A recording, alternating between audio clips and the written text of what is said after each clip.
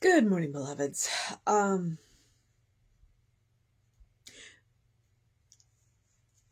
Yeah, that's where I'm at this morning. I'd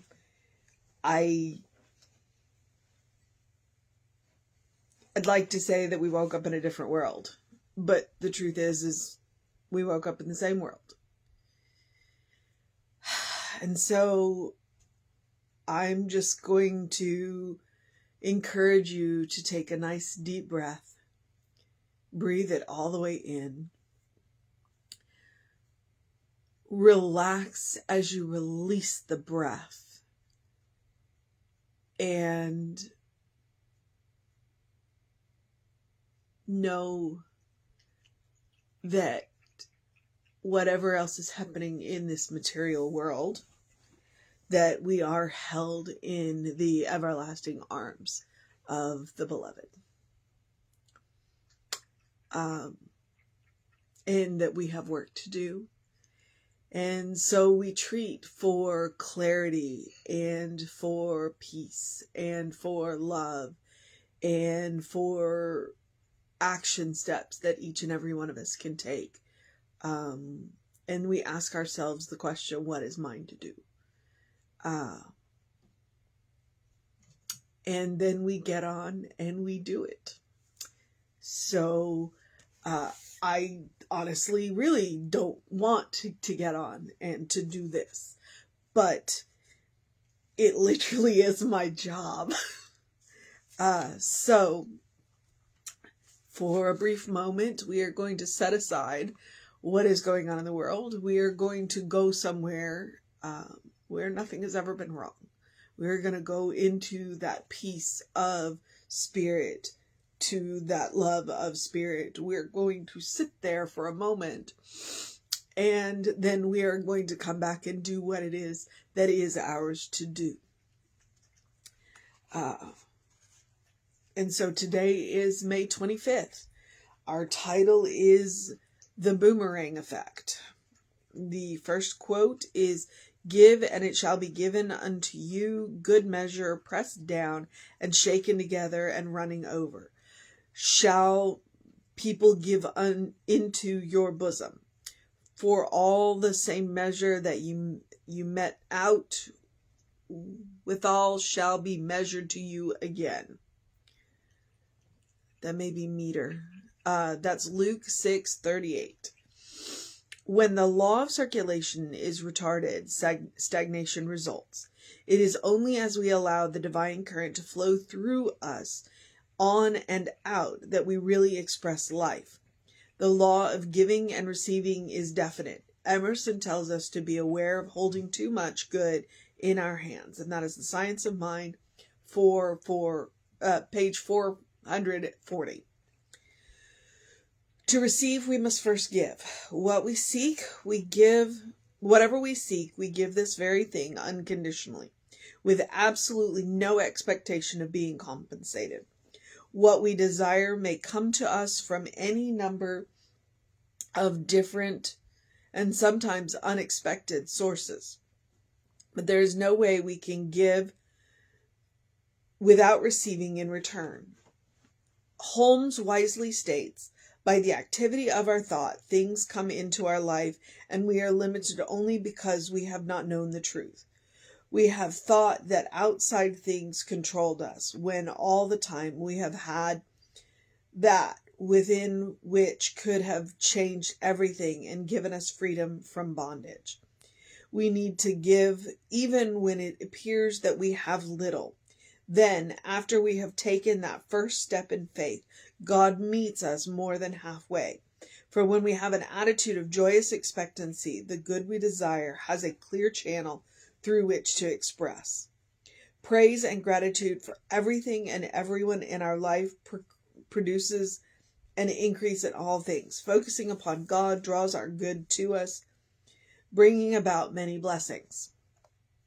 I give from a spirit of joy. I draw from an endless supply which increases as it is used. I believe that as I give, I shall receive. I am divinely protected, guided, and cared for by the source of all good, God. I enthusiastically expect the best for myself and for others. And that is SB. SB. Let's find out who SB is.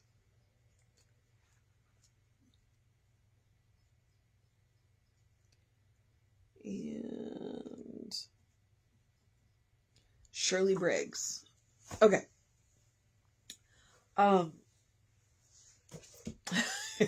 Metaphysical work. You have to be living under a rock to not know that there was an active shooter in Uvalde, Texas. And he ended up in an elementary school. And how do we reconcile the science of mind teachings with that? And we don't. We don't. What we remember is that evil is not a power in and of itself. That it is a misuse of the power that is. And so we talk about things like the boomerang effect. And it works both ways. The more good we give out, the more good we give back. The more pain we give out, the more pain we get back. And so the question becomes, how do we stop giving out the pain, the hurt, the misuse of law? What is it that is ours to do? And so the first place that we go is we go to Spirit. And we say, what is ours to do? And then we shut up and listen.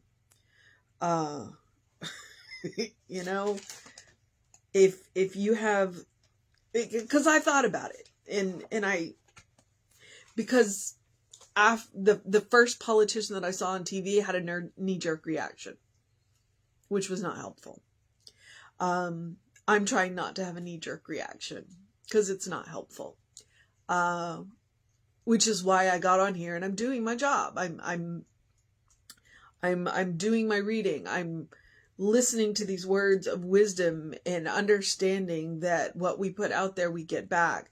Sometimes we get back unexpected things because we are in relationship with other people.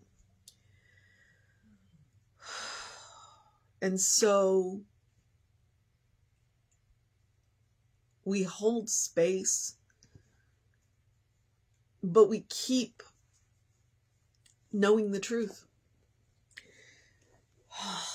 I don't, yeah.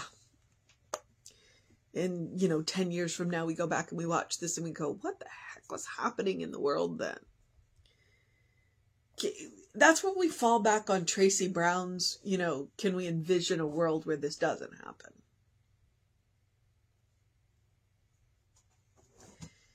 And maybe we can.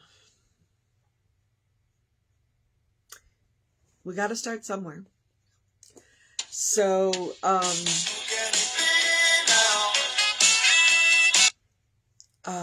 yeah. Okay. The first quote, because we're talking about the boomerang effect. The first quote is, given it shall be given unto you, good measure and pressed down and shaken together and runneth over shall people give into your bosom. For the same measure that you meter out shall be measured to you again. I'm giving up on the language. Luke 6:3-8. So it's a reminder to check yourself, what you're putting out there. To check yourself on what you actually believe.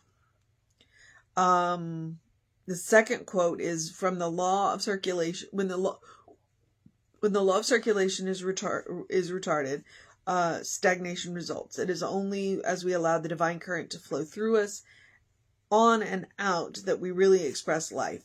The law of giving and receiving is definite. Emerson calls us to beware of holding too much good in our hands. And I would say that it calls upon us to not hold too much of anything in our hands. And I'm not talking about material stuff. I'm talking about the events of the world. Because sometimes, and they've been really difficult lately, we gotta let go. We gotta let go. We got to let go. Okay. To receive, we must first give. So, what is it that we want to receive? That is what we are called on to give. So if we want love, we have to give love. If we want friendship, we have to give friendship. If we want peace, we have to give peace. Which is what we're all struggling with right now. Whatever we seek, we give this very thing unconditionally with absolutely no expectation of being compensated. Because if we expect to be compensated, then it becomes a transaction, which is not the point of this. What we desire may come to us from any number of different and sometimes unexpected sources. And that's the cool thing about spirit, is the unexpected sources. Because the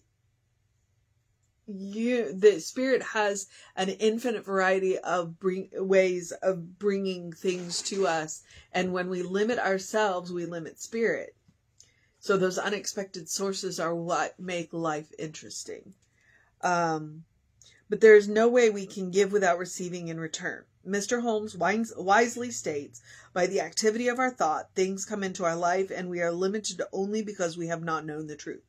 Which is that we are not limited. When we believe we are limited, we tend to take extreme actions.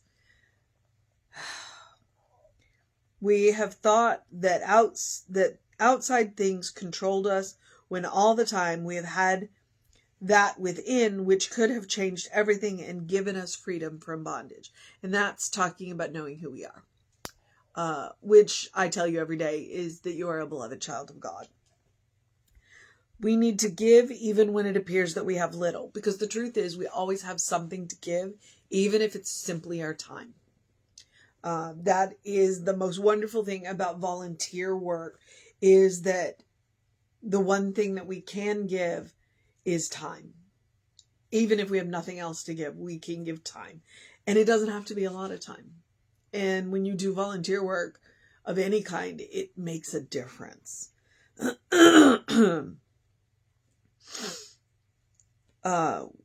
Then, after we have taken that first step in faith, God meets us more than halfway. It's like you take one step towards spirit, spirit joyfully runs towards you. For when we have an attitude of joyous expectancy, the good we desire has a clear channel through which to express. I see the mission for today. All right. Praise and gratitude for everything and everyone in our life produces an increase in all things. Focusing upon God draws our good to us, bringing about many blessings. The last line kind of hits a little weird today. I give from a spirit of joy. I draw from an endless supply which increases as it is used. I believe that as I give, I shall receive. I am directly protected, guided, and cared for by the source of all good, God. I enthusiastically expect the best of myself and all others. All right, I'm currently being chewed on by a cat. But the mission today, should we choose to accept it, is to cultivate that attitude of joyous expectancy. Which sounds crazy. And it sounds hard right now. And I get that. But it is in that joyous expectancy that we create that clear channel. So our goal is to create that clear channel through which good can flow into this world. And how do we do it? By joyously expecting. What is it that we expect? That's the mission today. And I can give you a hint, and it lies in the qualities of God. What do we expect? We expect peace. We expect harmony. We expect joy. We expect happiness. We expect creativity. We expect justice. We expect a baseline of life for every living being. We expect that people's needs are being met. And that is where we create that joyful expectancy. And that is where we create the channel of good. And let it flow. All right. There are a whole lot of other things that I normally say, most of which I don't think I can. I am going to encourage you to do something loving for yourself. Do something kind for yourself. Do something compassionate for yourself today. I suggest it every day, but today it's super important. We got to practice on ourselves. Because when we practice on ourselves, then we have it available for everybody else. All the other stuff that you know that I would normally say, do something to engage your mind and your body, drink plenty of water, go get that early sun. I am going to tell you to open the windows of your soul. Because today we need that breath of heaven. And I'm going to tell you to look for the good and praise it. Because it's super important when the world goes sideways that we look for the good. Because it's there. It's there. And I'm going to simply tell you to have a day. And that's enough today. Catch us on the social medias. If you need us, email info@creativelife.org and get on that constant contact. That'll also get you access if you need a minister or if you need a practitioner or anything else. And then I'm going to tell you that you are a beloved child of God, in whom God is well pleased, always and forever. All right? Know that you're loved. Know that Reverend David will be on with you around 5 p.m. And I will be back with you at 9 a.m. tomorrow. All right, beloveds. Take care of yourselves, please. Always.